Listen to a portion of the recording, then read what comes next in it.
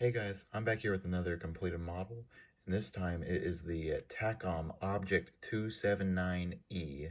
And this is a very interesting tank, and I had lots of fun. And one thing, if you notice, I did lots of dirtiness on it, and I got new weathering products from VMS, and I went a little crazy because I wanted to try all of them and learn lots of new stuff.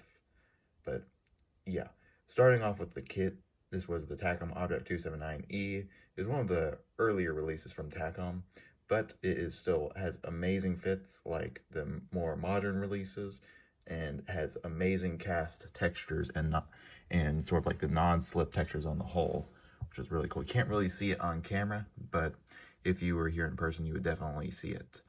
And also, you may be seeing these 4 tracks, which was the main attractiveness part of this tank.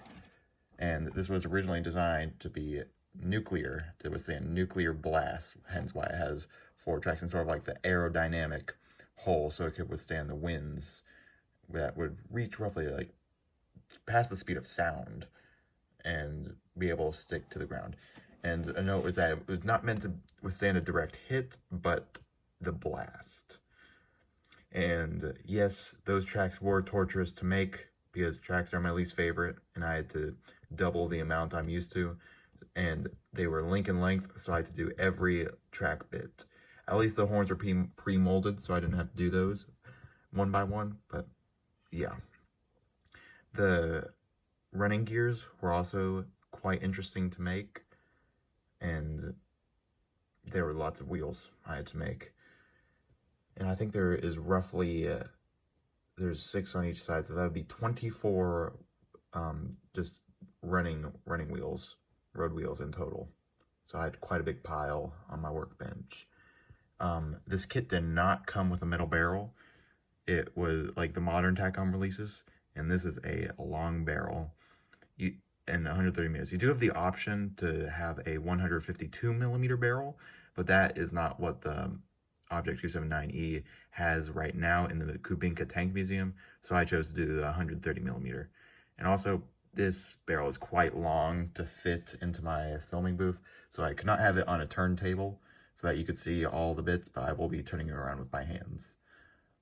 This kit does contain basic photo etch for the grills and some grab handles in the back. I don't know if you can see them there on the back of the turrets. But yeah, that was the assembly. Very good, especially considering it is an older Takom release. Amazing pre-molded details, like sort of like this shingles on the tank. Made sure to outline those with my weathering. They look pretty good. Yeah, now onto the painting. And I had lots of fun with this. I made up my own camouflage because this tank never existed. Well, it did exist, but it just never saw combat, so I kind of made up my own. I'm going to turn the turret so it sort of aligns the camouflage stripes.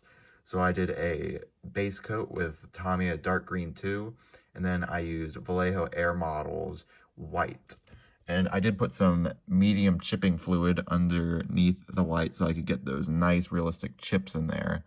And I honestly am really a big fan of this paint scheme I did. It was lots of fun, and I feel like turned out really well. I didn't paint the road wheels because those weren't really commonly painted on many tanks, so I just left them blank, which I feel like is fine. But now onto the weathering, which is what I think I did the best on and the most of. And throughout my models, the most I've struggled with is getting realistic dirt and grime. And yeah, I understand there's quite a bit of dirt and grime, probably an unrealistic amount on this tank, but I just wanted to make it look like it's been through some nuclear blasts and seen lots of dirt.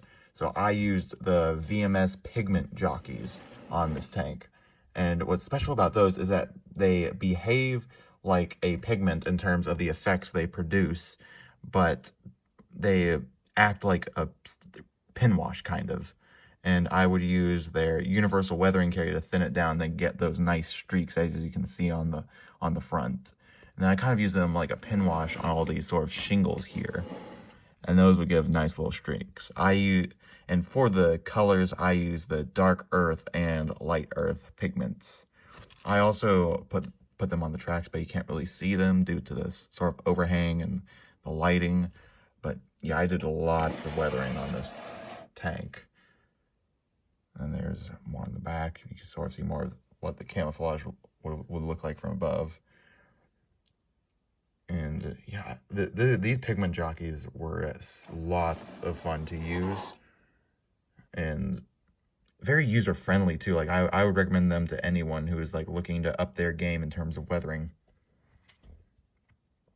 And also you can see those chips. I really like that. That was my first time using chipping fluid, and yeah, it appeared really nice and and realistic too. But yeah, overall, this was I had a fun time with this tank. And I would definitely recommend it for anyone looking for an interesting, like, sort of shelf piece in their models. Probably, I would not get this kit if you don't want to spend a couple hours on on just the tracks.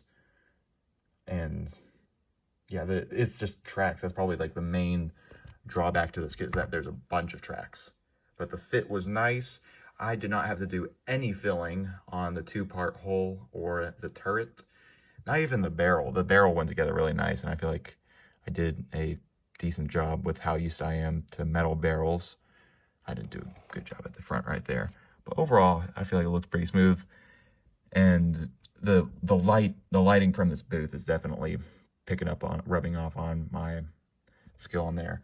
But yes, and in my next videos, I think you guys are gonna like them. There's gonna be some more what if tanks ahead, and you can look forward to many more higher quality videos in my new filming equipment. So yeah, I'm excited to have many more videos on the way. So bye.